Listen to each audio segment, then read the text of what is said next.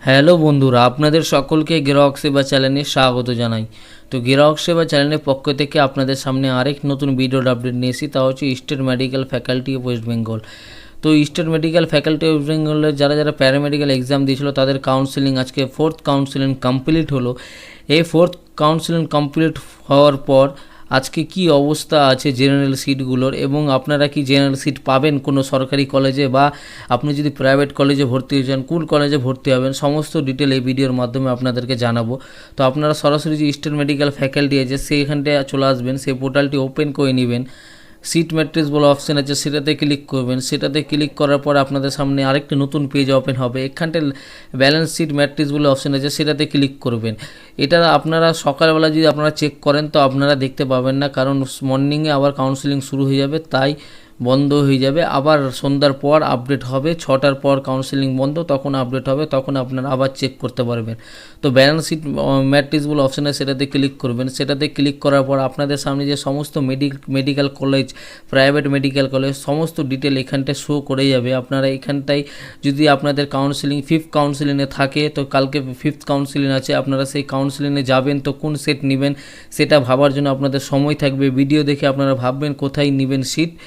তো আমি চলুন দেখিয়ে দিই আপনাদেরকে নিচে রোল করে কিভাবে। তো আমি নিচে রোল করছি এবং সমস্ত কলেজ, সমস্ত নাম আপনারা দেখতে পাচ্ছেন। এখানে বাঁকুড়া মেডিকেল কলেজ যেটা আছে গভর্নমেন্ট জেনারেল, পুরো একদম শেষ হয়ে গেছে। একটি সিট বাকি আছে, ডিএনপির সিট বাকি আছে, ডিসিটিএলটির সিট বাকি আছে, ডায়ালিসিস 2টি বাকি আছে। আপনারা যদি প্রাইভেটে ভর্তি হতে চান তো তো সিটগুলো ফাঁকা আছে, আপনারা সেখানে যে কাউন্সিলিংয়ে যে আপনারা প্রাইভেটে ভর্তি হতে পারবেন। এছাড়া আপনারা নিচের দিকে রোল করবেন, বা পশ্চিমবঙ্গে যে কোনো কলেজ বা যে কোনো প্রাইভেট কলেজে আপনি যদি ভর্তি হতে চান, আপনার নিচে করে রোল করছি, আপনারা দেখে নেবেন কোনগুলো ফাঁকা আছে। এখানে ডিএমএলটিরগুলো ফাঁকা আছে। গভর্নমেন্ট কলেজ, বর্ধমান মেডিকেল, এখন তো জেনারেল কাউন্সিলিং হচ্ছে, তাই আমি জেনারেলগুলো দেখবো। তো জেনারেলগুলো আপনারা দেখবেন। প্রাইভেটে অনেক জেনারেল ফাঁকা আছে, আপনারা যদি প্রাইভেটে ভর্তি হতে চান কীভাবে হবেন সমস্ত ডিটেল আমি বলে দেবো। আপনারা নিচের দিকে রোল করবেন।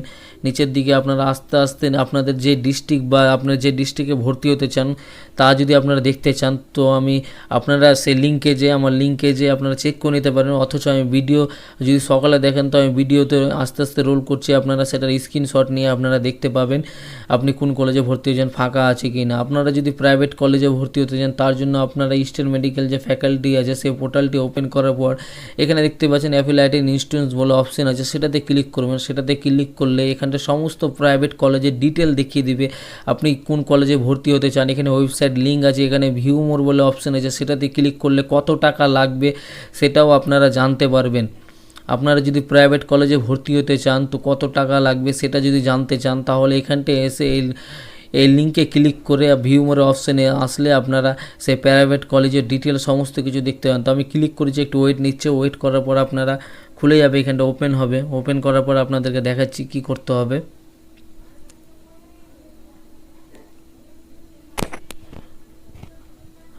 তো ওপেন করার পর আপনাদের সামনে পেজটি ওপেন হয়ে গেছে। এখানে কোর্স ফি 20,000, ড্রেসের জন্য 4,000, লাইব্রেরি ফিস 3,000, টোটাল আপনার 30,000 টাকা লাগবে ফার্স্ট ইয়ার, এবং সেকেন্ড ইয়ারে আপনার 25,000 লাগবে, টোটাল 55,000 টাকা লাগবে।